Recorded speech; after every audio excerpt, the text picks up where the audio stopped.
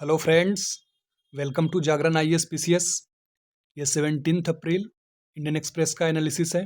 इसमें जो भी न्यूज़ आर्टिकल्स यूपीएससी या स्टेट पीसीएस के लिए इम्पोर्टेंट होते हैं, हम उनको डिस्कस करते हैं। हम इनका शॉर्ट नोट्स भी प्रोवाइड करते हैं। ये शॉर्ट नोट्स जो है इन न्यूज़ आर्टिकल्स के समरी हैं। इसमें जो की पॉइंट्स होते हैं प्रीलिम्स पॉइंट ऑफ व्यू से इस तरह से हाईलाइटेड होते हैं, और मेंस पॉइंट ऑफ व्यू से कुछ पॉइंट्स जो है इस तरह से अंडरलाइंड होते हैं, जिसको कि बाद में आप क्विक रिवीजन के लिए यूज कर सकते हैं। ये हमारे टेलीग्राम चैनल पर अवेलेबल होंगे। चलिए शुरू करते हैं फर्स्ट न्यूज आर्टिकल के साथ, जो कि एक्सप्लेंड पेज से है। कल के न्यूज में आया था कि IMD ने ये प्रिडिक्ट किया है कि इस साल का जो मॉनसून का रेनफॉल होगा वो जो पिछले सालों जो एवरेज रहा है उससे कुछ कम होगा। और वो ऐसा बताया गया था कि 20 ईयर्स का जो एवरेज रेनफॉल रहा है उससे कम होगा, और वो 92% के आसपास होगा। बट ये ऑथर ने इस न्यूज़ आर्टिकल में बताया है कि बारिश कम होगी पिछले सालों के मुकाबले, बट इससे इकॉनमी पे बहुत ज़्यादा इफेक्ट नहीं पड़ेगा। और उसी की चर्चा पूरे न्यूज़ आर्टिकल में की गई है कि क्या इफेक्ट पड़ सकता है, कौन से कंसर्न है और कौन से कंसर्न नहीं है। तो ऑथर का कहना है, चूँकि एग्रीकल्चर जो है इकॉनमी में लगभग 15 टू इंडिया के इकॉनमी में 15 to 18% कंट्रीब्यूट करता है। हमारा इकॉनमी जो है सर्विस और इंडस्ट्रीज, अभी जीडीपी ग्रोथ का मेन इंजन जो है सर्विस और इंडस्ट्रीज है, तो ये बहुत ज़्यादा इम्पैक्ट नहीं करेगा। और वो इसलिए बताया गया है बिकॉज जो रेनफॉल पिछले सालों में हुई है, पिछले फाइनेंशियल ईयर्स में बोल सकते 2-3 साल में, वो रेनफॉल जो है अच्छी हुई है। उससे जो ग्राउंड वाटर या फिर जो रिजर्वायर हैं हमारे, वे भरे हुए हैं। सो इनका कहना है कि पिछले सालों जो अच्छा रेनफॉल हुआ है उसकी वजह से जो फूड स्टॉक है हमारा वो भी काफ़ी अच्छे लेवल पर है। सो ये भी कोई मेजर कंसर्न नहीं है। सो ये तो था कि नॉर्मल मानसून से अगर कम रेनफॉल होती है तो इकॉनमी को बहुत बड़ा फर्क नहीं पड़ेगा। बट उन्होंने इससे रिलेटेड कुछ कंसर्न्स भी जताए हैं, मतलब कि जो इम्पैक्ट कर सकते हैं। बिकॉज ये रेनफॉल जो है लगभग जो पूरा मानसून का रेनफॉल होता है वो पूरे ईयर रेनफॉल जो इंडिया में होता है उसका 70% होता है। और हमारा जो एग्रीकल्चर है वो लगभग 50% रेनफॉल पे डिपेंडेंट होता है। तो जो रूरल लोग हैं, फार्मर्स हैं, उनके इनकम पे इफेक्ट पड़ेगा। इनकम पे इफेक्ट पड़ेगा तो रूरल डिमांड पे इफेक्ट पड़ेगा। रूरल डिमांड पे इफेक्ट पड़ेगा तब फिर जा कर के जो है ये इकॉनमी पे इफेक्ट होगा इसका। सो मेनली ये रूरल पॉपुलेशन जो है इससे इफेक्टेड होंगे। उसके बाद आए दिन हम देखते हैं कि क्लाइमेट चेंज की वजह से कहीं बहुत ज़्यादा बारिश होती है तो फ्लड्स आ जाते हैं, कहीं कम बारिश होती है तो ड्राउट्स आ जाते हैं। सो ये जो रेनफॉल का इरेटिक बिहेवियर है ये जो है कंसर्न की बात है।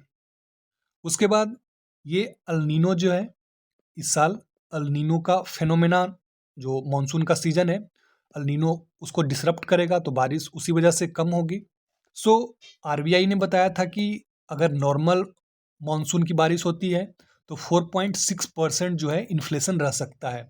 बट अगर नॉर्मल, जैसा कि आईएमडी ने फोरकास्ट किया है कि नॉर्मल रेनफॉल नहीं होगी, तो लाजमी है कि 4.6 से आरबीआई जो है ऊपर ही प्रिडिक्ट करेगा ये इन्फ्लेशन को। और उसके बाद हमारा जो पूरा खरीफ फसल है जो कि मानसून पे डिपेंड करता है वो जो है इम्पैक्ट होगा। सो पहले से ही वॉर के इम्पैक्ट के कारण, ट्रांसपोर्ट और ऑयल और गैसेस के कारण फूड इन्फ्लेशन जो है आने वाले समय में हो सकता है। सो ये दोनों का कॉम्बिनेशन, रेनफॉल कम होना और जो वॉर के कारण इन्फ्लेशन है, तो दोनों का कॉम्बिनेशन अगर हो जाए तब ये कुछ कंसर्न की बात हो सकती है। सो ये पूरा न्यूज़ आर्टिकल जो है यही समझाने का ये कोशिश किया गया है कि ऑल्दो ये रेनफॉल जो है कम होगी बट इकॉनमी पे उसका बहुत ही लार्जर इफेक्ट नहीं होगा, बट उससे जो इंडिविजुअल इफेक्ट होंगे और वॉर के कारण जो इन्फ्लेशन हो सकता है, तो ये अगर कंबाइन कर दे तब ये एक कंसर्न की बात है। आई होप ये आपके लिए यूजफुल रहा होगा। आगे बढ़ते हैं नेक्स्ट न्यूज आर्टिकल की ओर।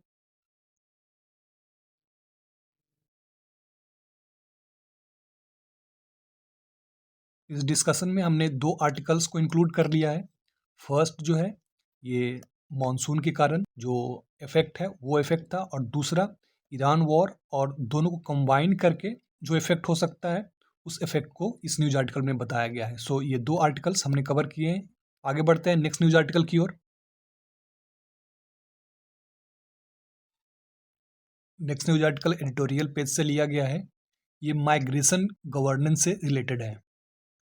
अभी आप देख रहे होंगे जैसे कि अभी जो ईरान वॉर की वजह से जो हमारा डायस्पोरा है और जो हमारे लोग गल्फ़ कंट्रीज़ में रह रहे हैं, वो उनको इवैक्यूएट करा करके कंट्री में लाया गया। और कंट्री में जो लोग माइग्रेट करके एक स्टेट से दूसरे स्टेट में जाते हैं, वो जो है फ्यूल हाइक की वजह से, जो एलपीजी का शॉर्टेज हो रहा था, तो उसकी वजह से स्ट्रेस में थे। सो उसी बेसिस पे ये न्यूज़ आर्टिकल को लिखा गया है। और ऑथर के अनुसार हमारे यहाँ माइग्रेशन को लेकर के कोई एक पुख्ता पॉलिसी नहीं है, और जो डिफरेंट मिनिस्ट्रीज साइलोज में वर्क करती है। बिकॉज जैसे कि आप देखते हैं कि आप जब एक ऑफिस जाते हैं और आपको एक टेबल से दूसरे टेबल पर ट्रांसफ़र कर दिया जाता है, टेबल टू टेबल दूसरे टेबल पे ट्रांसफ़र कर दिया जाता है। सो इसी तरह का कुछ माइग्रेशन का इशू होता है। माइग्रेशन इंटरनल माइग्रेशन हो सकता है, एक्सटर्नल माइग्रेशन हो सकता है। इंटरनल कहने का मतलब कि हमारे कंट्री में एक स्टेट से दूसरे स्टेट में माइग्रेट करना। एक्सटर्नल माइग्रेशन कहने का मतलब कि इंडिया से बाहर किसी दूसरे कंट्री में रहना। सो जो पूरा माइग्रेशन का इशू है उसमें जो लेबर से रिलेटेड है वो लेबर मिनिस्ट्री देखती है। जो हाउसिंग, स्लम्स, इनसे रिलेटेड है वो अर्बन अफेयर्स मिनिस्ट्री देखती है। जो एक्सटर्नल माइग्रेशन है वो फॉरेन मिनिस्ट्री के द्वारा देखा जाता है। जो रूरल एम्प्लॉयमेंट है वो रूरल मिनिस्ट्री के द्वारा हैंडल किया जाता है। तो ये सारे मिनिस्ट्रीज जो है अलग अलग काम करते हैं। सो एक माइग्रेशन, जो व्यक्ति माइग्रेट करता है एक स्टेट से दूसरे स्टेट या कहीं दूसरे जगह, सो वो उसको इतना अवेयरनेस नहीं होता है कि वे सब मिनिस्ट्रीज के पॉलिसी को जान सके और उसके अनुसार फिर वर्क कर सके। सो उसके लिए वही जो ऑफिस में एक टेबल से दूसरे टेबल ट्रांसफ़र किया जाता है उसी तरह से उसका काम चलता है। आप जैसे कि माइग्रेशन के एक इशू को ले लीजिए, राशन को ही ले लीजिए। अभी one nation one ration card, ये वन कार्ड लाया गया है। आप समझिए कि इससे पहले क्या स्थिति थी। लोग दूसरे स्टेट जाते थे तो उनको राशन कैसे मिलता होगा। दूसरा इशू एम्प्लॉयमेंट का है। बिकॉज हमारा ज़्यादातर एम्प्लॉयमेंट जो है, जो माइग्रेट होकर के जाते हैं वे इनफॉर्मल सेक्टर में हैं, या फिर जनरल लेवल पर भी आप ले सकते हैं कि जो एम्प्लॉयमेंट है वो इनफॉर्मल सेक्टर में ज़्यादा है। सो उसको जो सोशल सिक्योरिटीज़ मिलनी चाहिए, लाइक इंश्योरेंस, पेंशन और दूसरे सिक्योरिटीज़, सेफ्टी, तो ये जो है इनफॉर्मल सेक्टर में जब वो एम्प्लॉय होते हैं तब इनसे वंचित रखा जाता है। और माइग्रेशन का ये एक इशू जो बहुत ही बेटर एग्जांपल आप ले सकते हैं कोविड के दौरान। कोविड के दौरान देखा होगा आपने कैसे लोग जो दूसरे स्टेट माइग्रेट करके जाते हैं वे अपने जो नेटिव होम है उसके तरफ रिटर्न हो रहे थे, और उनको कितना मुश्किल का सामना करना पड़ रहा था। सो ऑथर का ये भी कहना है कि माइग्रेशन से रिलेटेड जो हमारे यहाँ डेटा है वो प्रॉपर डेटा अवेलेबल नहीं है। सो अगर डेटा अवेलेबल नहीं होगा तो पॉलिसी फिर कैसा होगा, आप ये सोच सकते हैं।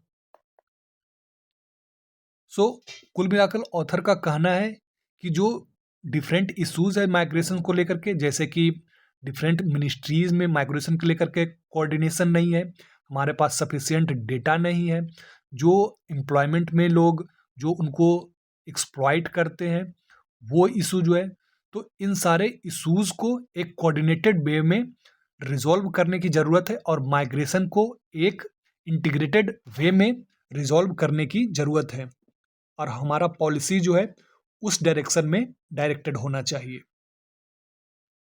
आगे बढ़ते हैं नेक्स्ट न्यूज आर्टिकल की ओर।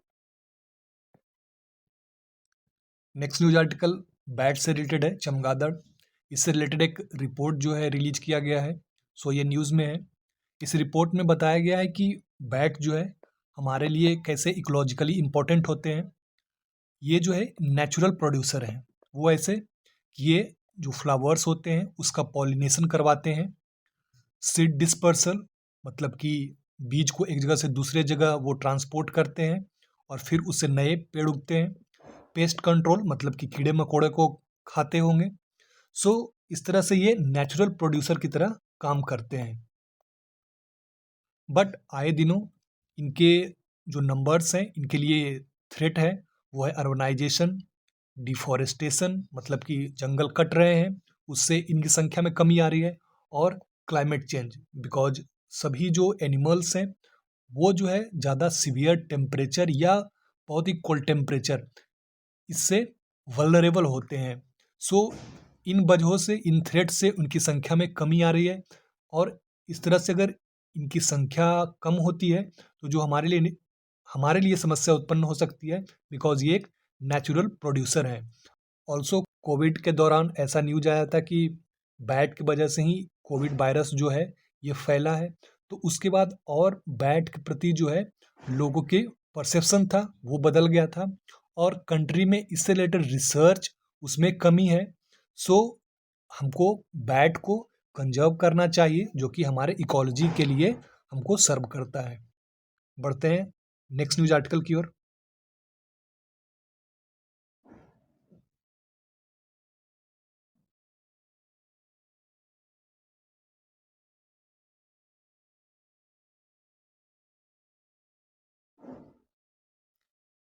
Next news article uniform civil code से रिलेटेड है। सुप्रीम कोर्ट में एक केस की सुनवाई के दौरान ये मामला सामने आया है। इसमें एक सुप्रीम कोर्ट की टिप्पणी आई है, इस वजह से ये न्यूज़ में है। तो सुप्रीम कोर्ट ने ये कहा है कि जो पर्सनल लॉ है और आर्टिकल 25 है, फ्रीडम ऑफ रिलीजन, सो ये दो चीज़ें, और उसके बाद इक्वलिटी, अगर इन दोनों के बीच कोई कन्फ्लिक्ट होता है, मतलब कि कॉन्स्टिट्यूशन आर्टिकल 25 को लेकर के कुछ और कहती है और इक्वालिटी को लेकर के कुछ और कहती है, सो हम जो है इक्वालिटी को प्राइमेसी देंगे। वो ऐसा इसलिए कि इस केस के दौरान ऐसा देखने को आया कि शरीयत लॉ जो है उसमें जो वीमेन है उनको इनहेरिटेंस के मामले में, मतलब कि जो संपत्ति होती है उनका जब बंटवारा होता है, तो जो मेल कैंडिडेट होते हैं उनको फीमेल जो कैंडिडेट होते हैं उनका दुगना शेयर करने का इनमें प्रावधान है, जो शरीयत लॉ है। सो ये केस जो है सुप्रीम कोर्ट में गया, और इक्वालिटी वर्सेस जो आर्टिकल 25 है फ्रीडम ऑफ रिलीजन और उसके तहत पर्सनल लॉ। सो सुप्रीम कोर्ट का कहना है कि हमारे कॉन्स्टिट्यूशन में डीपीएसपी में जो यूनिफॉर्म सिविल कोड इसका प्रावधान किया गया है, गवर्नमेंट को ये डायरेक्ट किया गया है। सो ये हमारा एक कॉन्स्टिट्यूशनल गोल है, और इस तरह के कॉन्फ्लिक्ट जब आते हैं तो हम जो है इक्वलिटी को प्राइमेसी देंगे। सो यहाँ पे प्रीलिम्स के लिए आपको ये डीपीएसपी में जो ये आर्टिकल है ये इंपॉर्टेंट हो जाता है, और बाकी मेंस पॉइंट ऑफ व्यू से ये कुछ पॉइंट्स जो है अंडरलाइन किए गए हैं। आगे बढ़ते हैं नेक्स्ट न्यूज आर्टिकल की ओर। Next news article force labour international labour organisation इन सबसे रिलेटेड है। यूएसए का ये एलिगेशन है कि इंडिया जो है चीप लेबर का यूज करके, चीप लेबर मतलब उनका कहना है कि ये एक फोर्स लेबर है और इसका यूज करके ओवर प्रोडक्शन करते हैं, और फिर जो ओवर प्रोडक्शन होता है उसको एक्सपोर्ट करते हैं। मतलब कि इसी वजह से इंडिया और यूएस के बीच जो ट्रेड, इंडिया के फेवर में जो ट्रेड सरप्लस है वो इसी का नतीजा है। सो इससे रिलेटेड इस तरह के चार्जेस अक्सर यूएसए के द्वारा लगाया जाता है और इसकी जांच चलती रहती है। सो इंडिया का क्या कहना है? इंडिया का कहना है कि अगर बात आती है एम्प्लॉयमेंट की, लेबर की, तो जो इंटरनेशनल लेबर ऑर्गेनाइजेशन है उसका जो कन्वेंशंस है उसमें जो प्रावधान है उसको हम फॉलो करते हैं पूरी तरीके से। और अगर ओवर प्रोडक्शन की बात है तो हमारा जो इकॉनमी है वो डोमेस्टिक डिमांड ड्रिवन है, और उसमें पूरे इकॉनमी में एक्सपोर्ट जो है केवल 12% कंट्रीब्यूट करता है। तो ओवर प्रोडक्शन के लिए ये कहना कि ओवर प्रोड्यूस किया जाता है सिर्फ एक्सपोर्ट के लिए, वो गलत है। और ये जो पूरा है वो हमारा डोमेस्टिक डिमांड ड्रिवन इकॉनमी है। सो इस तरह के इशूज जो है न्यूज में आते रहते हैं, सो आपको इस कॉन्टेक्स्ट में इसको समझना है। और ये जो अभी ट्रेड का टैरिफ या फिर जो अभी बातचीत चल रही है इंडिया यूएस के बीच जो ट्रेड से रिलेटेड, उसके लिए ये इम्पोर्टेंट हो जाता है इस तरह की चीज़ें। आगे बढ़ते हैं नेक्स्ट न्यूज आर्टिकल। मेघालय में गारो और खासी इसको ऑफिशियल लैंग्वेज का ऑफिशियल स्टेट लैंग्वेज के रूप में अप्रूव किया गया है। पहले केवल इंग्लिश ही ऑफिशियल लैंग्वेज थी। ऑफिशियल लैंग्वेज अप्रूव करने से क्या इनको फ़ायदा होगा? ये लैंग्वेज जो है असेंबली, जो स्टेट असेंबली है या गवर्नमेंट के ऑफिसेज है उनमें यूज की जाएगी। तो जो गारो और खासी ट्राइबल कम्युनिटी है उनकी आइडेंटिटी मजबूत होगी, और इनका जो डिमांड है कि इस लैंग्वेज को 8th शेड्यूल में शामिल किया जाए, बिकॉज 8th शेड्यूल में जब शामिल होता है तो नेशनल रिकॉग्निशन मिलता है। उससे इस लैंग्वेज से रिलेटेड जो लोग हैं उनका इकोनॉमिक और सोशल स्टेटस स्ट्रेंथन होता है। सो इस तरह का अप्रूवल जो है, जो लोकल कम्युनिटीज़ है उसके आइडेंटिटी को स्ट्रेंथन करता है, और फिर ये चीज़ जो है उनके सोशल और इकोनॉमिकल स्टेटस में कन्वर्ट होते हैं। सो इससे रिलेटेड जो इम्पोर्टेंट चीज़ है वो प्रीलिम्स के लिए कि खासी और गारो ये मेघालय का स्टेट लैंग्वेज के रूप में अप्रूव किया गया है, ये प्रीलिम्स में पूछा जा सकता है। और पहले मेघालय का लैंग्वेज जो है ऑफिशियल लैंग्वेज इंग्लिश था, और गारो और खासी 8th शेड्यूल में है या नहीं ये पूछा जा सकता है। सो ये था आज का पूरा एनालिसिस। आई होप आपके लिए यूजफुल रहा होगा। All the best, thank you for watching.